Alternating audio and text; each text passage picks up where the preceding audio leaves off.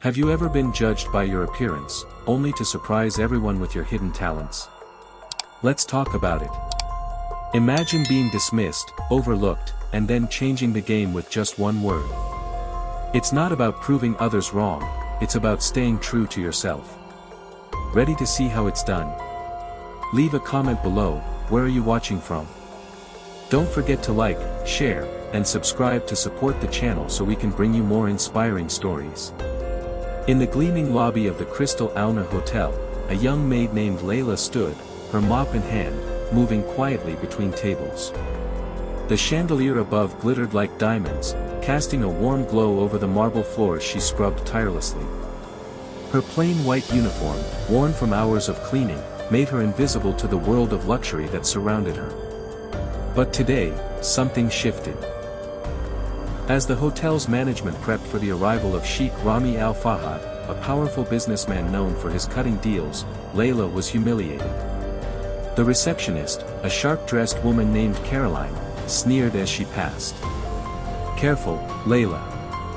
If you wipe the guests' feet, we'll be rid of you," she mocked, drawing laughs from the other staff.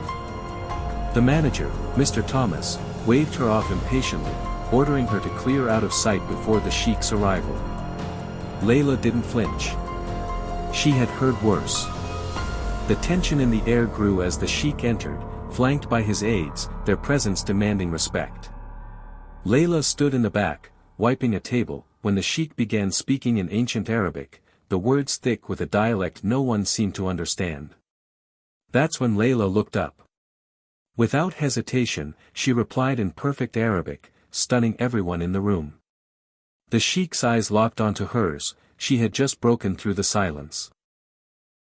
The room fell into stunned silence as Layla's voice rang out, perfectly mirroring the ancient dialect Sheikh Rami had used. Her words weren't the typical formal Arabic spoken in everyday life, they were the intricacies of the Hadrami dialect, an ancient tongue with a rhythm only the most trained ears could recognize. The Sheikh froze mid-step, his gaze piercing through the room until it settled on Layla. "Where did you learn this?" he asked, his voice low, testing her. He wasn't used to anyone, especially someone in Layla's position, understanding such a rare and revered form of speech. Layla stood tall, despite the humble setting, her eyes steady and unflinching. "I lived in Oman for 8 years, she replied calmly, her words cutting through the tension. The room around her seemed to breathe again, but the shock lingered in the air. The receptionist, Caroline, who had made her earlier mockery, now shifted uneasily, her smile gone. The room's energy had completely changed. Layla, the maid they had so easily dismissed, had just proven her worth in the blink of an eye. As the Sheikh continued to study her, Layla felt the weight of every gaze on her. She didn't need to speak again. Her dignity, her knowledge, had already silenced them all. The Sheikh stood still for a moment longer, contemplating, before he nodded. Layla's past was about to become her future. And in that instant, everything shifted. Despite the shock reverberating in the room, the atmosphere was far from welcoming. The rich, important guests, people who'd spent their lives basking in wealth and power, couldn't mask their surprise, but their discomfort was palpable. Caroline, still smirking earlier, now found herself at a loss for words, her confident sneer fading into the background. The Sheikh, Sheikh Rami, hadn't softened his gaze. He leaned back in his chair, eyes never leaving Layla. His assistants, visibly uneasy, exchanged glances as they whispered, and the tension in the air grew thick. But Layla remained unfazed. She stood there, not just as the maid they thought her to be, but as someone whose worth could not be reduced by anyone's judgment. "She can't possibly understand anything beyond the mop she holds," whispered one of the aides, his voice dripping with disdain, but Layla ignored him. Her back was straight, her hands still by her side, her demeanor calm and controlled. Another assistant, younger, almost nervous, took a jab. "What's a maid even doing here, discussing business?" Layla turned toward him slowly. Her voice was soft, but it carried. "Respect comes before position," she said in flawless Arabic, glancing at the aide as she spoke. Her words cut deeper than any insult thrown her way. The room went silent. No one dared speak now. Layla didn't flinch. She wasn't here to prove her worth. She was here because she had to be. She had learned a long time ago that true power wasn't in the titles or wealth, it was in knowing when to stand your ground, no matter the storm around you. Layla's words echoed through the room, but before anyone could respond, Sheikh Rami stood up, his imposing presence quieting the space. He studied Layla with a mixture of curiosity and intrigue. His sharp eyes flicked between her calm expression and the nervous, smirking aides who had mocked her. The silence hung heavy, like a moment suspended in time. Then, with a slow, deliberate motion, the sheikh spoke, his voice cutting through the tension. "You speak my language, but your accent, it's perfect. Where did you learn it?" His question wasn't dismissive. It was genuine, as though Layla's response might reveal something far deeper than what they had assumed about her. The room held its breath. Layla met his gaze, her expression steady, her voice unwavering. "I lived in Oman for 8 years, she replied in perfect Hadrami Arabic, a dialect so ancient that few outside of the region would dare attempt it. The room froze. Even the staff who had once mocked her couldn't hold back their astonishment. Sheikh Rami leaned forward, his interest piqued. The aides looked at each other, some uneasy, others in disbelief. This woman, this maid, was no ordinary worker. She had something far more powerful than the illusory status they carried with their designer clothes and high positions. She wasn't just cleaning floors. She was a woman of depth, knowledge, and silent strength. The air in the room grew heavier, and Layla felt all eyes on her. Sheikh Rami, still intrigued but never one to show weakness, decided to test her further. He leaned back in his chair, his gaze never leaving her. "Let's see if you truly understand," he said, his voice low but commanding. "Speak to me in Hadrami prose." For a moment, Layla's heart skipped a beat. Hadrami prose was an ancient form of Arabic, spoken by only a few people. It was a dialect rarely used, let alone in a modern setting. The challenge wasn't just linguistic, it was about status, tradition, and the power to wield language in a way that few could. But Layla was unshaken. She bowed her head slightly in acknowledgement, her hands steady at her sides. She had been raised in a world where languages were more than just words, they were bridges, and she had spent years mastering them. Without hesitation, she spoke, her voice fluid and flawless, reciting a line in Hadrami prose that carried the weight of ancient history. Her pronunciation was so perfect, it stunned everyone in the room. A silver goblet slipped from one of the aides' hands, crashing to the floor, but nobody moved. They were too mesmerized by the strength in her words. Sheikh Rami stood, his robes rustling as he turned toward her, his face unreadable, yet his eyes gleaming with admiration. "What is your name?" he asked, his voice now softened with respect. As the sound of the falling goblet echoed through the room, the tension in the air thickened. The sheikh's gaze remained fixed on Layla, his expression now one of intrigue rather than disdain. The room was silent, save for the faint hum of the chandelier above them. Even the aides who had mocked her earlier stood frozen, uncertain of how to react. "Who are you?" Sheikh Rami repeated, his voice now steady but probing, as if trying to read every nuance of her response. Layla met his gaze, her expression calm but resolute. She didn't flinch.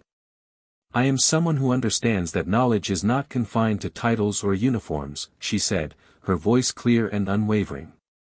Her words seemed to hang in the air, resonating with a power that no one in the room expected from a maid. She could feel the weight of their judgment shifting, their eyes no longer dismissing her but questioning everything they had assumed. The sheikh studied her for a long moment before speaking again. "Why are you working as a maid?" His voice was quieter now, less condescending, more curious. For a brief moment, Layla's thoughts drifted to her past. She remembered the halls of her family's estate, her mother's wisdom, and the tragic loss of her brother. But she didn't speak of it, this moment was not for explanations, but for action. "I left," she said simply, her voice tinged with sadness. I needed to live a life where my actions spoke louder than my name. The Sheikh nodded slowly, clearly impressed by her honesty and strength.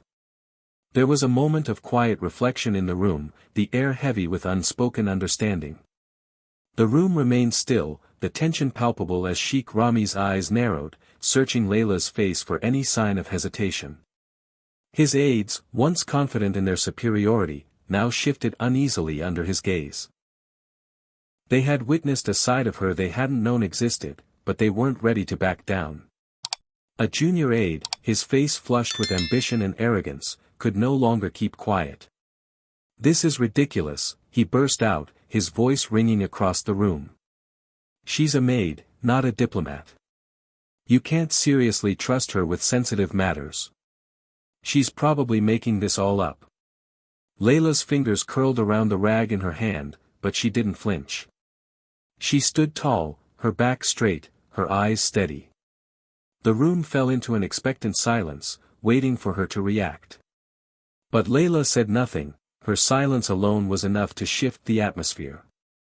She calmly placed the rag down on the table, the soft sound of it settling into the room as if it were the beginning of something far more significant than any argument.